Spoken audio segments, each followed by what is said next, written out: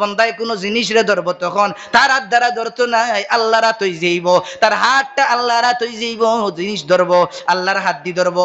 যখন বন্দায় জবান দ্বারা কথা কইব তখন তার জবান দি কইতো নাই, তার জবানটা আল্লাহর জবানের মতো হই যাইব, তার পাওটা আল্লাহর পাওয়ার মতো হই যাইব, তার হাতটা আল্লাহর হাতের মধ্যে হই যাইব। অত আল্লাহর করিব আপনার হইতে পারে।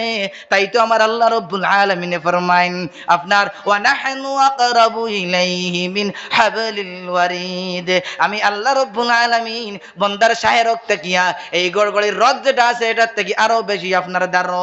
আল্লাহ রাব্বুল আলামিনের এমন একটা সময় আয় ফাজকুরুনি আজকুরুকুম, যখন বন্দা আল্লাহরে ইয়াদ করে, আপনার দুইজনের মজমুয়ার মধ্যে আল্লাহরে যিনি ইয়াদ করে, আল্লাহ হাজার মানুষের মজমুয়ার মধ্যে তোমার ইয়াদ করেন। তুমি যদি আল্লাহর রাস্তার দিকে দিয়া আটিয়ে যাও আল্লাহ তোমার দিকে দৌড়াইয়া যান। তুমি যদি 1000 মজলিসের মধ্যে আল্লাহর ইয়াদ করো, আল্লাহর নামের জিকির করো, আল্লাহ রাব্বুল আলামিনে মালাই আলার মধ্যে লক্ষ লক্ষ ফেরেশতায়ে কেরামের সামনে তোমার ইয়াদ করবা, হইবা ফেরেশতায়ে কেরামরা কইয়া দিবা যাও যাও যাও ফেরেশতায়ে কেরামরা যাও, ও আপনার ও এলাকার মধ্যে যাও, একজন ব্যক্তি হাজার হাজার মানুষ লইয়া শত মানুষ লইয়া আমার জাতর জিকির করের, দিনের দাওয়াতদের আলোচনা করের, তোমরা দুনিয়ার পৃথিবীর আনাচে কানাচে গিয়া কইয়া দেও এই বন্দারে তারা ইয়াদ করতা, মায়া করতা, মহব্বত করতা।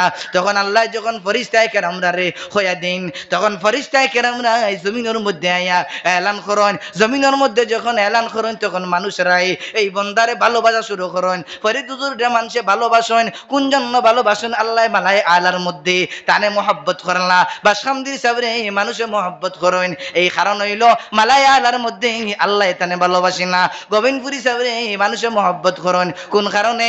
মালাই আলার মধ্যে আল্লাহ মহব্বত করেন না। হুসাইন আহমদ মদনীর নাম আপনার মানুষ লয়া ফিরেন, কারণটা কিতা? মালাই আলার মধ্যে মানুষে তার নাম রে আপনার আল্লাহ রাব্বুল আলামিনে ফেরেশতায়ে কেরামের মাধ্যমে তার নাম রে বুলন করলা। এই জন্য আল্লাহ রাব্বুল আলামিনে দুনিয়ার জমিনের মধ্যে তারা স্মৃতি রাখিয়া গেল রে মুসলমান। এই জন্য চলতে ফিরতে আল্লাহর জাতর জিকির করতাম, আল্লাহ আল্লাহ ইসমে জাতর জিকির করমু আমরা সবাই দোকান আত খান্দা তুলিয়া দেখাই রে মুসলমান। আল্লাহ তুমি আত রে কবুল আর মঞ্জুর ফরমাও। সব সময় আল্লাহ আল্লাহ আল্লাহর জাতর জিকির, চলতে ফিরতে দোকানের মধ্যে দোকানদারি করো আল্লাহ আল্লাহ আল্লাহর জাতর জিকির করো, কারবার করো আল্লাহ আল্লাহ আল্লাহ ইসমে জাতর জিকির করো, বাজারের মধ্যে যাও আল্লাহ আল্লাহ ইসমে জাতর জিকির করো, আপনার ঘরের মধ্যে খানা খাও আল্লাহ আল্লাহর জিকির করো, আপনার খেতির মধ্যে যাও রুয়ারও দান দাও আল্লাহর জবান দ্বারা আল্লাহর জিকির করতে থাকো।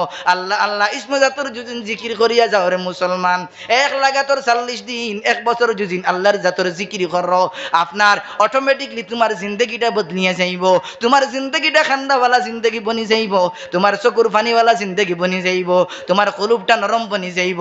তখন তুমি দেখবা ফুটিতে আরাম পাইতাই নাই, উঠিতে আরাম পাইতাই নাই। আল্লাহর জাতর জিকির না করিয়া তোমার কোনো বালা লাগতো নাই, তোমার কলবর মধ্যে কোনো শান্তি আইতো নাই। গুনাহ করলে তোমার দিল কোনো আপনার শান্তি থাকতো নাই, তোমার দিলটা বড় বেকার আর বেহুশ হয়ে যাইব।